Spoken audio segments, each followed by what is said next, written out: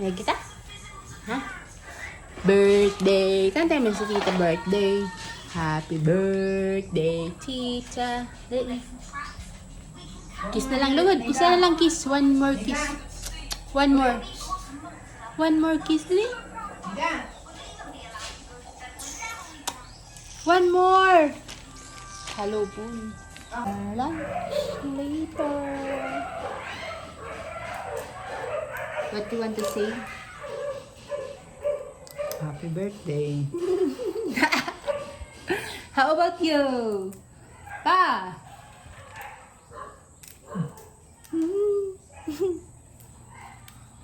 Yes, today is my birthday and I am with JC, babysitter for today. JC, matulog na kita? Tulog? Kita si sleep na? Tulog? Ayaw? Ayaw bang matulog nagbata? Is good guys. Sleep.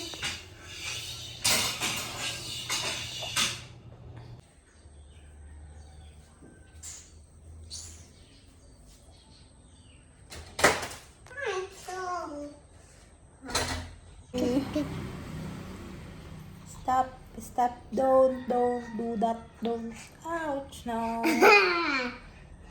Tulog na ikaw, dali na, tulog na. Tulog na ikaw. What? Nanonood kami. Ayaw niya yung camera. Okay, wait!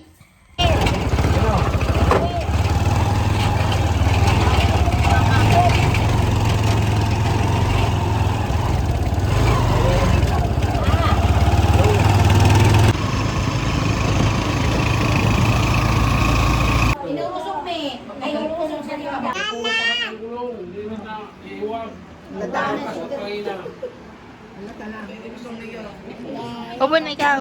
Pag nagko na, maana yung iba ta. Oh, ate, oh, kutsara. Ay. Hinanap yan to kung ina ni Manay.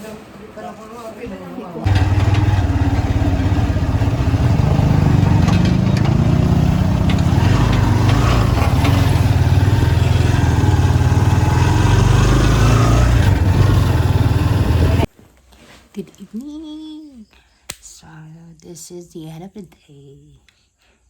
And that is how we celebrated my birthday. So, nothing fancy or anything. It was a silent kind of birthday.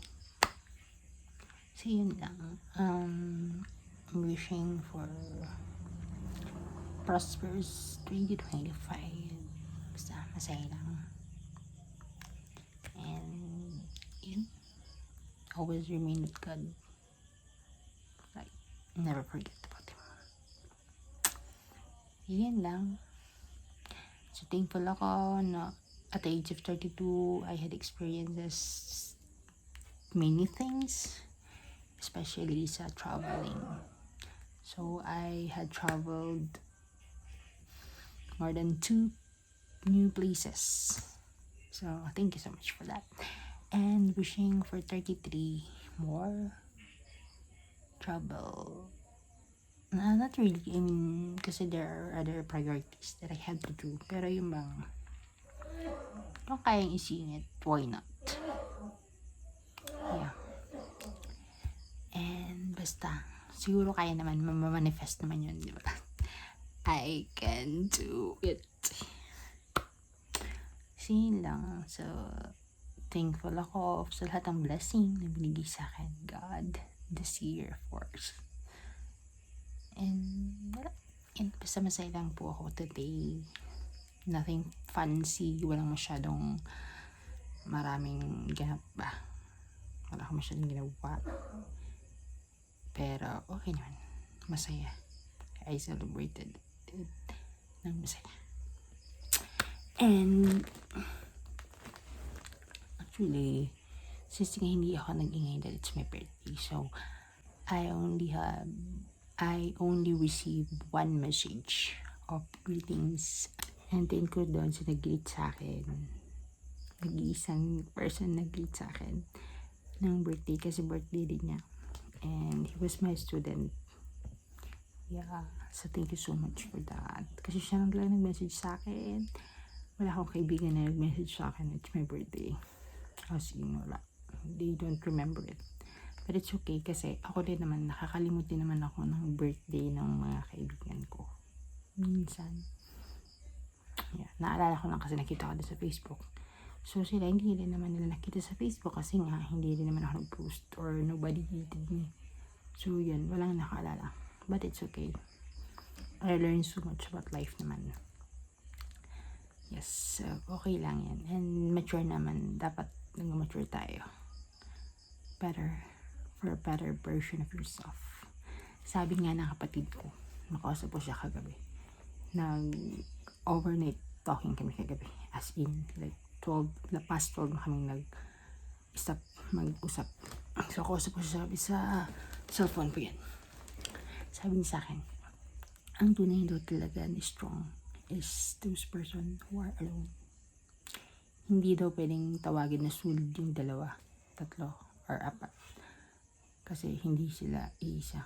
So, kaya dapat we should not be sad pag may isa tayo. Kasi it means that we are strong.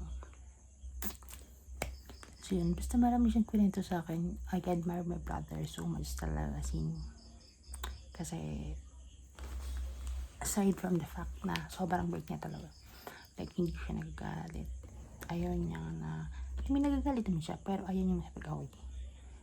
Tapos, sabi niya din sa akin, yun na dapat niya matuto ako how to deal with other people. So, yun. Ang galing. Basta, I admire my brother so much.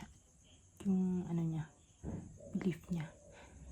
And, yeah, sana ma-manifest niya din yung whatever he wants. So, included din sa aking wish for this birthday. Tapos, by the way, lumabas ako. Ngayon, paglabas ko, may pinapanood si mama. Tapos, yung scene talaga is may nag-birthday. So, yan, may cake din. Imagine, may kumanta. So, yun. Parang, yeah, it's a coincidence. Pero, masaya. I mean, parang yung paligid mo is congruent. I mean, sinasabayan ka na nasa paligid mo. So, yeah, thank you for that. So, yun lang naman. So, I am very happy sa birthday ko.